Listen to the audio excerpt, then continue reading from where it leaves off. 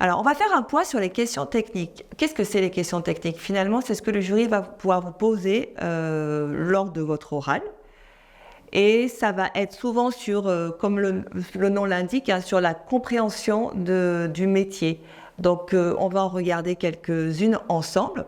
Ensuite, je vous laisserai répondre aux questions et on pourra voir derrière la correction. Alors, quelles questions on peut poser, à votre avis? Alors, il y a une question technique qui peut être sur la reformulation ou le questionnement. Comment vous faites en entretien quand quelqu'un vous dit oui, je sais pas si je suis capable de travailler pendant 35 heures. Ça peut arriver. Alors, est-ce que vous allez dire non, non, il faut ou alors quelle va être votre réponse? Comment vous allez pouvoir reformuler ou questionner la personne pour aller l'amener à un changement? Parce que votre premier rôle, ça va être aussi de pouvoir déposer les peurs de certaines personnes, parce qu'elles ont vécu des choses plus ou moins graves, hein, et de pouvoir déposer ces valises-là et de pouvoir amorcer un changement, par exemple.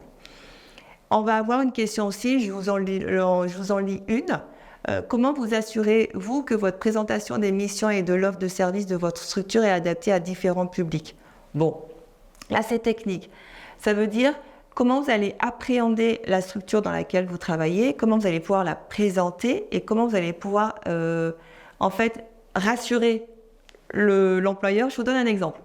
Moi, quand j'étais jeune, n'est-ce pas, quand j'ai commencé ce métier, eh ben, j'ai pris ma petite sacoche et je suis allée taper aux portes des entreprises.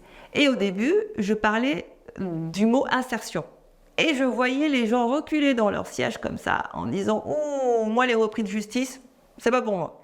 Et donc, je me suis rendu compte qu'il y avait on va dire une pensée collective sur ce public-là. Donc, je suis revenue dans mon petit bureau et j'ai trouvé un argumentaire où, en fait, je parlais comme si j'étais une agence d'intérim. Voilà. Et donc, j'avais des compétences à faire valoir. Eux, ils avaient besoin de services. Comment on pouvait se mettre en lien pour que chacun obtienne son objectif. Vous voyez l'idée? Donc, pour ce volet-là, on n'est pas toujours à l'aise parce qu'on est dans un métier social, mais pourtant, il est très important. C'est la finalité. Et il faut le préparer dès le début. Donc, comment vous présentez, quelle posture vous avez et quels mots vous allez avoir pour ça. Je vous en prends une autre pour donner un exemple. Comment distinguez-vous les faits, les opinions et les émotions ressenties dans l'analyse de votre pratique professionnelle? Très, très important. Vous le verrez pendant la formation, mais ça s'apparente à l'analyse des pratiques professionnelles. Souvent, on va dire, il s'est passé quelque chose, j'ai ressenti, j'ai eu des émotions, des sentiments, j'ai des opinions par rapport à ça. Qu'est-ce que j'en fais pour me développer et continuer à m'améliorer? C'est ça l'idée. Donc, vous voyez, c'est des questions qui ont du sens et vous aurez des réponses au fil de l'eau parce que votre formation va vous amener à vous questionner, vos périodes de stage aussi. Ne vous inquiétez pas pour ça. Donc voilà, je vous laisse les lire et on va passer à une correction pour vous donner une petite idée de ce que ça peut être au niveau des réponses.